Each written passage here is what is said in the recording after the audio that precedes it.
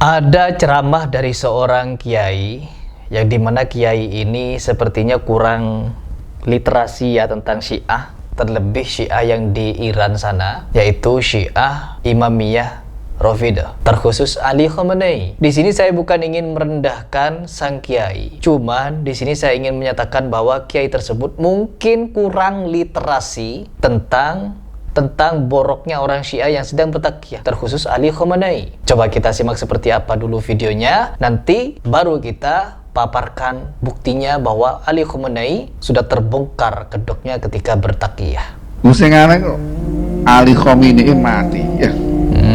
Sebenarnya kita husnuzon dalam Ali Khamenei. Husnuzon katanya. Husnuzon kok kepada orang Syiah. Kepada orang Salafi nggak ada, tapi kepada Syiah Rafidah mereka husnuzon. Habib Rizik husnuzon kepada Syiah. Karena zahirnya dia baik, zahirnya dia tidak mencaci maki sahabat, zahirnya dia tidak menabikan Ali, wajib kita hormati. Jangan langsung kita tuduh dia takiyah. Ya, mereka memang punya akidah takiyah, tidak kita pungkiri. Nah, jangan kita mulai dialog itu dengan suudzon. Jangan memulai dialog dengan suudzon. Ini pasti takiyah nih. Dia pura-pura nih. Nah, nggak bakal berkembang itu dialog. Kalau sudah begitu kita punya prinsip. Begitu katanya. Kok bisa berhusnuzon kepada orang Syiah? Wong orang Syiahnya memang jago bertakyah. Tahu sendiri Habib Rizik kalau orang Syiah itu punya ajaran takyah, wajib bertakyah. Kok masih saja bilang kita harus berhusnuzon? Husnuzon, tonton ini. Pak Habib, sekali lagi saya sampaikan, tonton video ini yang judulnya ini. Takyah dari Ali Khamenei saya bongkar habis-habisan. Kalian yang belum nonton, silahkan tonton. Cari yang judulnya seperti ini. Setelah nonton video ini, agar apa? Agar kalian tahu betapa bobroknya takyah Syiah itu. Lanjut lagi. Yo Syiah. Memang Syiah. Pemimpin Syiah. Tapi kan selama ini kan nggak ditemukan video-video dia mencaci Abu Bakar, Umar. Ya. Iya, nggak ketemu karena pinter takyahnya. Setelah kita bongkar, ketemu alasan dia kenapa tidak pernah mencaci maki depan publik. Yang dia lakukan ya di belakang. Seperti yang dikatakan oleh ulama besar yang berada di sampingnya itu, bahwa kalau kita mencaci maki secara terang-terangan katanya, maka kita tidak akan bisa sebesar ini sekarang. ارتد الناس بعد رسول الله إلا ثلاثة اون ثلاثة شد به اندازه مثلا 500 میلیون تقیه این کار را کرد. Takiyah itu memang bagian daripada Syiah. Ngeri. Kata ulamanya Khamenei. Lanjut dulu. Nggak ada ya. Bahkan dia wasiatnya supaya orang Iran tuh membaca Quran setiap hari walaupun separuh halaman. Hatinya mungkin dengan ahli sunnah ya. Terus aku curiga itu ya, banyak kerjasama dengan Rusia ya. Rusia ini Presiden Putin ini Masya Allah luar biasa itu ya. Tidak boleh mencaci maki agama Islam di negara Rusia ya. Undang-undang gantinya dengan Islam apa? Ani apa nyetok? Kemenangan Islam ini ya. Husnuzon Allah. Ya begitulah. Kalau orang-orang sudah menghilangkan sensor kepada bahaya takyah Syiah, ya akan seperti ini teman-teman. Husnuzon. Akhirnya apa? Join Syiah semua. Join Syiah. Bahkan ada postingan juga dari salah satu Gus yang kemarin ketika bilang orang yang peduli pada lingkungan dijuluki Wahabi lingkungan. Dia juga berkomentar masalah ini teman-teman. Dan apa komentarnya? Kita simak. Tuh. Ngaku mengikuti sunnah Rasul sambil mendukung AS, ngobrak-abrik tim Teng, dan senang dengan dibunuhnya Ali Khamenei. Wahabisme ini problematik akut.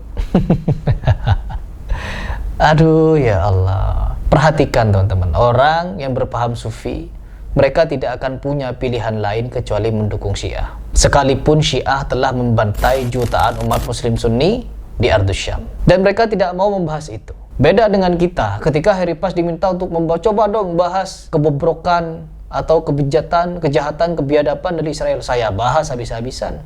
Saya nyatakan Israel itu biadab. Saya nyatakan Israel itu penjahat perang. Tapi jangan lupakan, Iran 10 kali lipat lebih jahat daripada Israel.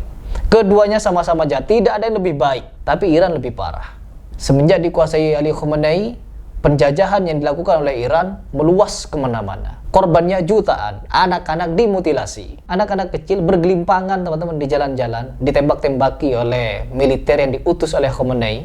Dan kabarnya juga pada waktu itu sempat bekerja sama dengan Amerika. Perhatikan, ya, perhatikan mereka itu.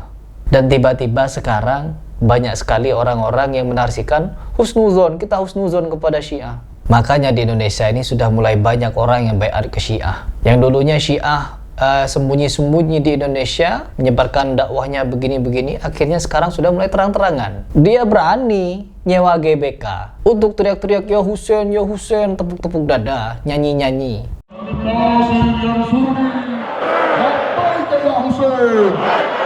Hamparan pasir Karbala memerah darah syuhada, kelukan duka tiada daya. Meluluhkan tubuh Husaina, tersiram darah Abu Abdillah, bermandikan darah Abu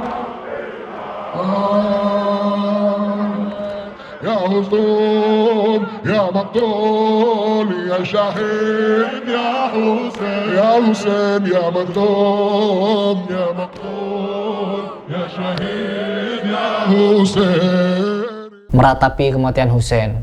Mereka sudah berani teman-teman. Karena apa? Sudah mulai banyak pengikutnya. Kata Habib Rizik sendiri, kata Habib Rizik nih, karena Syiah ini sedikit, jangan coba-coba seperti Syiah yang ada di Iran. Kata Habib Rizik, jangan coba-coba seperti di Iran, terang-terangan mencaci maki Abu Bakar, Umar, Utsman. Kalau tidak mau kita sembelih, kata Habib Rizik begitu. Kalau nanti Sayyidina Abu Bakar, Umar, Utsman dihina, jangan sekalahkan Ahlus Sunnah kalau mereka nanti disembelih sama Ahlus Sunnah, saudara. Betul? Maka itu saya tanya, kalau gitu jaga orang-orang Syiah tadi benci kepada Abu Bakar, Umar, Utsman. Simpan bencimu di hatimu. Ini bukan negeri Syiah, ini bukan Iran, ini Indonesia. Ini negeri Ahlus Sunnah wal Jamaah. Ini negeri para pecinta keluarga Nabi. Ini negeri para pecinta sahabat Nabi. Ini negeri para pecinta Abu Bakar, Umar, Utsman, dan Ali. Tapi pada kenyataannya teman-teman, sekarang Syiah Rafidhah sudah mulai terang-terangan di Indonesia, mulai menunjukkan taringnya. Membenci adalah sifat ataupun keburukan yang bisa melekat pada jiwa seseorang. Cabutlah kebencian yang ada di dalam hati. Tumbuh besar Al-Husain di Madinah, dan ketika ditinggal oleh ayahnya, ibunya, ketika Az-Zahra syahidah, beliau masuk ke kamar Az-Zahra dan melihat ibunya sudah tak bernyawa. Dia letakkan pipinya di telapak suci ibunya.